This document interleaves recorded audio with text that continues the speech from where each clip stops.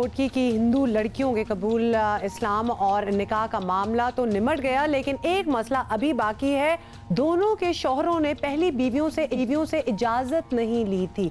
और ये कोई ऐसा मसला नहीं है कि ये क्या हुआ, ये कौन सी बड़ी बात हुई, ये अब बहुत बड़ी बात हो गई है। ये खिलाफ कानून बिल्कुल है। और गुज़श्ता दिनों इस्लामाबाद हाई कोर्ट ने इस्लाम कबूल करने वाली कोटकी की 2 बहनों को अपने शौहरों के साथ जाने की इजाज़त दे दी थी।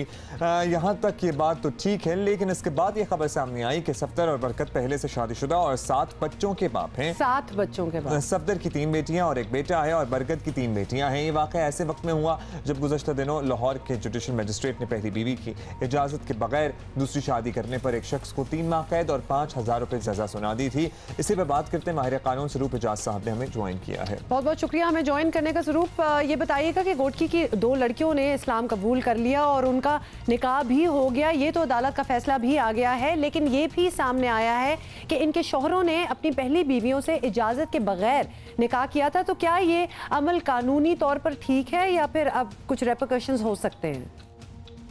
देखिए, ये जो बात सामने आई है ये कानूनी तौर पर ठीक तो नहीं है, क्योंकि पाकिस्तान का जो कानून है मुस्लिम फैमिली लॉ ऑर्डिनेंस 1961, उसका सेक्शन 6 जो है, उसका सब सेक्शन 5 जो है वो ये कहता है कि अगर कोई शख्स दूसरी शादी करना चाहता है उस वक़्त जब उसका निकाह हुआ हो तो वो एक आर्बिट्रेशन काउंसिल से, जो कि उसकी बेगम की मुशावरत से या इजाज़त से, उसको ये इजाज़त देगी कि वो दूसरी शादी कर ले। इस केस में लगता ये है, जो बात सामने आई है कि उन्होंने ये इजाज़त या इंटीमेशन नहीं दी, यानी कि ये खुफिया। अच्छा, ये इजाज़त जाहिर है इस केस में पता है नहीं दी। इस बुनियाद पर आपको पता है सर प्रेसिडेंट्स है हमारे पास के खवातीन ने अपने शौहरों की दूसरी शादियां चैलेंज की हैं। पिछले ही हफ्ते लाहौर हाई कोर्ट में ऐसे केस में शौहर को सजा भी सुनाई गई है। क्या घोटकी के इस केस में भी मुतासरा बीवियां ये रास्ता अख्तियार कर सकती हैं?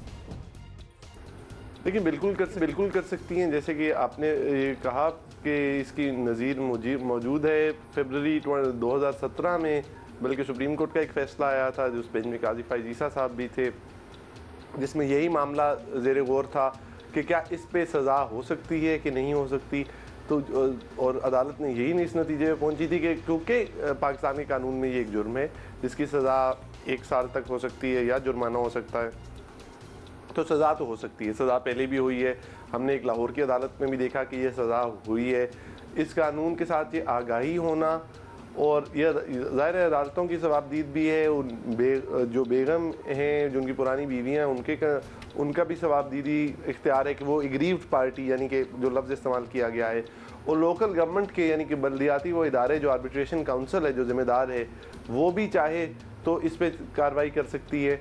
तो कानूनी तौर पर तो इसकी प्रेसिडेंट मौजूद है कि सज़ा हो, और सज़ा बिल्कुल हो सकती है, और बहुत बल्कि चंद एक केसेस में तो एटलीस्ट हुई।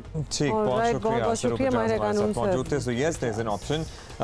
हमने वो कानूनी ऑप्शन रास्ता भी डिस्कस कर लिया।